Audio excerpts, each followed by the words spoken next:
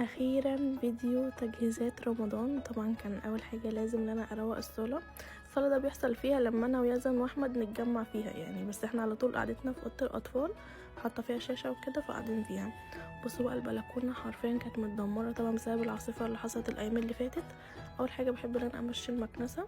انا بدات البلكونه الاول عشان ايه؟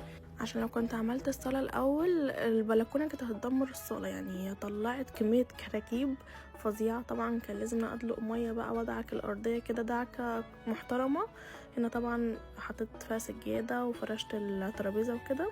طلعت بره شلت بقى طقم الانتريه وشلت الانتريه نفضته بقى كله، وطبعا شلت كل المفارش وبدات ان انا بحب ان انا اكنس بالمقشه وبعد كده اكنس بالمكنسه اللي هو ايه تشيل الترابه الخفيفه. مسكت بقى كل الازاز مسحته بالجلانس. طبعا ده الجزء التاني ما بداتش فيه دلوقتي، انا بس عملت اول حاجه البوفيه عشان بس يلملي شويه من الفوانيس والزينه بتاعه رمضان وكده، عشان كنت مسحاها وحطها في ركن لوحديها. طبعا انا كنت بروق واحمد كان بيعلق هو الزينه، يعني هو كان ساعدني بصراحه في تعليق الزينه، ما بعرفش اعلق الزينه وموضوع الكهرباء وكده. وطبعا شلت الانتريه كله ومسحت برضو ايه الارضيه كلها ايه من تحت الانتريه. وطبعا انا بحب امسح مرتين، يعني اول حاجه بحط الانتريه وافرش مثلا البياضات وكده وارجع اعيد ايه المسحه التانية، يعني دي كانت اول مسحه. وبرده بصوا البياضات دي وحشتني جدا جدا جدا. عايزه اقولكم يا جماعه البياضات دي انا كنت جايباها غاليه جدا وبحبها، فعشان كده حبيت انا افرشها في رمضان، وكانت رايقه جدا مع الكوشن بتاع رمضان، كانت خطيره. المفرش ده كنت جايباه جديد، تحفه تحفه تحفه. هو الكوشن كان شكلهم قمر. وطبعا بصوا بقى لما رصيت الحاجه اللهم بارك كانت قمر قمر قمر. بصوا بقى انا بحب افرش ليه بدري زينة رمضان، ان انا بشيل 20 رمضان، يعني انا الزينة دي 20 رمضان بشيلها عشان انا بفرش قبل العيد ب5 ايام. فالخمس ايام التانيين انا بروق فيهم الشقة، فعشان انا ما بلحقش ان انا استمتع بالزينة عشان كده بفرشها بدري. كل واحد على حسب هو بيحب ايه. انا من ساعه ما كنت في بيت اهلي وانا بحب كده يعني. طبعا استعنت باحمد اللي هو يشيل عربيه يزن من الصاله ويدخلها دريسنج، اروق الصاله كده ايه على نظافه يعني مبقاش فيها كراكيب. وزي ما انتم شايفين طبعا كده انا بمسح الازاز الاول وبعد كده بمشي بالمكنسه، هو الترويق اللي احنا بنعمله مع بعض دايما. وجبت طبعا المكنسه وزي ما عملت في الانتريه بعمل في كراسي السفره.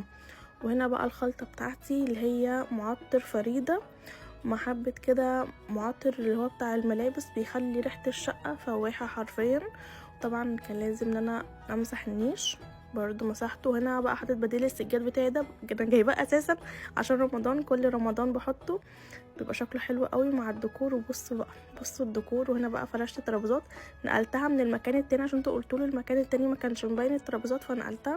طبعا عملت الجزامه برضو ديكور كده بسيط، واحمد هو اللي عمل الزينه دي انا ماليش دعوه بيها. بصوا بقى بصوا اللهم بارك بجد على الحقيقه الديكور ما شاء الله ولا غلطه. وعايزه اقول لكم بقى استنوا بقيه الشقه بس كده. باي باي. لسه مكملين تجهيزات رمضان. اول حاجه عملت نسكافيه كده بس عشان افوق، انتوا عارفين مش بحب افطر خالص. دخلت بقى على اوضه الاطفال. اوضه الاطفال يا جماعه احنا عايشين فيها عشان حاطين فيها شاشه، فاحنا بناكل وبنشرب وبننام فيها، فهي على طول يعني متكركبه. بس مش الدرجه دي، انا سبتها بصراحه شويه عشان ايه قلت اعملها بضمير بقى عشان دخلت رمضان، فسبتها تتكركب على قد ما تقدر يعني. وبالذات بقى ان يزن اصلا اللعب بتاعته فيها فهو بيلعب واحنا كمان قاعدين فيها فبتتبهدل جدا.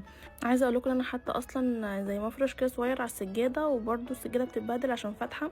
هنا طبعا خدت استراحه ورحت عملت الغدا، كنت عامله مكرونه وستريبس وسلطه فاسهل حاجه بالنسبه لي. مسكت بقى الشباك كله بالجلانس، كل حاجه ازاز في الاوضه عامه انا عملتها بالجلانس.